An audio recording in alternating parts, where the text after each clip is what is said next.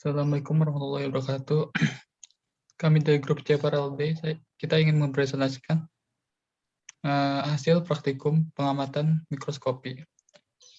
Saya di sini kalian Akram Reda dengan NPM 139 dan juga ada partner saya itu Ari Yuda Bagus dengan NPM 138.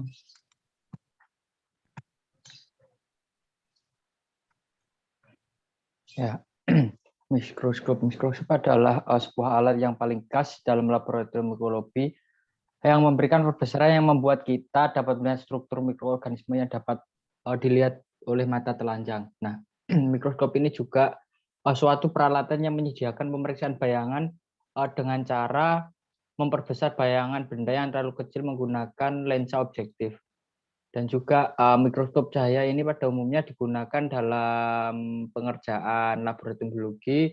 Dan untuk mikroskop cahaya ini memiliki 4 item, yaitu bagian struktur, bagian optik, bagian sumber cahaya, dan tombol penyesuaian. Nah, selanjutnya aku jelaskan terkait mikroskop optik. Di sini ada 4. Yang pertama, jenis mikroskop ini menggunakan cahaya tampak sebagai sumber cahaya dan sistem lensa untuk memperbesar citra dari objek yang berukuran mikroskopis. Kemudian lensa objektif ini merupakan bagian yang paling penting dari mikroskop karena dari lensa ini dapat diketahui perbesaran yang dilakukan mikroskop.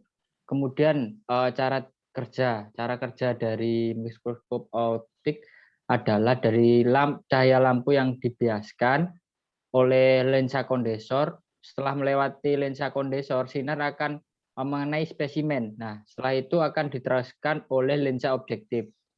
Kemudian sinar yang diteruskan oleh lensa objektif ini akan ditangkap oleh lensa okuler dan diteruskan pada mata atau kamera. Nah, pada mikroskop ini mempunyai batasan perbesaran yaitu dari 400 kali sampai 1400. Kemudian ada mikroskop elektron. Yang pertama adalah SEM, scanner electron microscope. Nah, cara kerja dari SEM ini sendiri adalah sinar lampu ini dipancarkan pada lensa kondensor. Sebelum masuk pada lensa kondensor, ada pengatur dari pancaran sinar elektron yang ditembakkan. Hingga sinar yang melewati lensa kondensor ini akan diteruskan lensa objektif dan dapat diatur maju mundurnya. Dan kedua ada jenis transmission electron mikroskop atau bisa kita sebut aja TEM. Nah, dari skema di samping ini dapat diterangkan bahwa elektron yang ditembakkan dari elektron gun yang kemudian melewati oleh dua lensa kondensor yang berguna untuk menguatkan dari elektron yang ditembakkan. Setelah melewati dua lensa kondensor ini, elektron akan diterima oleh spesimen yang tipis dan berinteraksi. Karena spesimen tipis, maka elektron yang berinteraksi dengan spesimen diteruskan oleh 3 lensa, yaitu lensa objektif, lensa intermediate, dan lensa proyektor. Nah, selanjutnya ada bagian-bagian dari mikroskop. Yang pertama ini lensa okuler. Lensa okuler biasanya terletak pada dekat dengan mata pengamat. Fungsinya itu adalah untuk memperbesar kembali bayangan dari lensa objektif atau membentuk bayangan nyata dari lensa objektif. Nah, itu adalah alat mikroskop dan juga kiri mikroskop. Dengan mikroskop itu berfungsi untuk tempat pengamat memegang mikroskop. Lalu kiri mikroskop biasanya untuk sebagai dudukan dari mikroskop tersebut. Lalu ada tabung mikroskop. Tabung mikroskop ini terletak pada antara lensa objektif dan juga lensa okuler. Nah, jadi fungsi itu adalah untuk menghubungkan antara lensa objektif dan juga lensa okuler. Nah, di sini ada fine focus 6. Di sini digunakan fungsinya itu dapat digunakan untuk mempertajam gambar serta fokus pada lapisan yang berbeda dalam spesimen. Nah, selanjutnya di sini ada diafragma. Diafragma itu berfungsi untuk mengatur banyak atau sedikitnya cahaya yang masuk dan mengenai preparat. Lalu di sini ada lensa objektif yang itu berfungsi untuk memperjelas bayangan benda.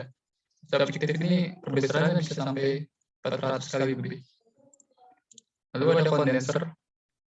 Kondenser itu bagian yang dapat diputar naik turun yang berfungsi untuk mengumpulkan cahaya dan dipantulkan oleh cermin dan memusatnya ke objek. Lalu ada meja benda atau meja objek. Meja benda atau meja objek itu biasanya terdapat klip preparat itu untuk mengklip atau memasukkan objek ke dalam meja preparat agar dapat diteliti. Lalu meja benda ini bisa bagian yang berfungsi untuk tempat menempatkan objek yang akan diamati. Lalu di sini ada perhitungan perbesaran mikroskop. Nah, mikroskop itu terdiri dari lensa objektif dan juga lensa okuler. Maka dari itu, perbesaran mikroskop merupakan perkalian antara perbesaran oleh lensa objektif dengan perbesaran oleh lensa okuler. Rumusnya itu M sama dengan MOB kali MK. MOB itu perbesaran dari mikroskop perbesaran dari lensa objektif, MOK itu perbesaran dari lensa okuler. Lalu dari hasil percobaan oleh lensa objektif, dan lensa okuler dapatkan perbesaran mikroskop untuk mata berakumulasi maksimum sebagai berikut dengan rumus M sama dengan min aksen OB per S di dalam kurung dikali dengan SN per FOK plus 1. Lalu untuk perbesaran mikroskop untuk mata dan beberapa kondisi dapat dihitung dengan persamanya yaitu perkalian antara perbesaran lensa objektif dan juga perbesaran lensa okuler. Lalu ada aplikasi mikroskop di berbagai bidang. Yang pertama ada di bidang kesehatan itu untuk mengetahui genome kromosom pada manusia. Yang kedua ada di bidang pertanian itu untuk mengamati penyakit pada tumbuhan. Yang ketiga ada di bidang industri itu untuk menganalisis hasil industri dan pengendalian kualitas. Lalu juga ada di bidang forensik itu menyelidiki sidik jari. Dan juga masih banyak lagi aplikasi mikroskop di bidang-bidang yang diamati. Lalu ada faktor yang mempengaruhi kerja mikroskop. Itu ada intensitas. Tentang intensitas dari mikroskop adalah dari 1 hingga 6 level. Intensitas mempengaruhi gelap, terangnya hasil bayangan mikroskop. Lalu ada filter. Filter itu berfungsi untuk menyaring warna. Lalu ini ada pencahayaan. Pencahayaan itu jika pencahayaan yang terdapat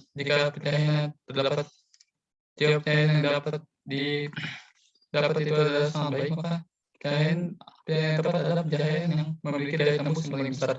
Jadi semakin bagus pencahayaannya, semakin baik gambar yang bisa ditangkap oleh mikroskop.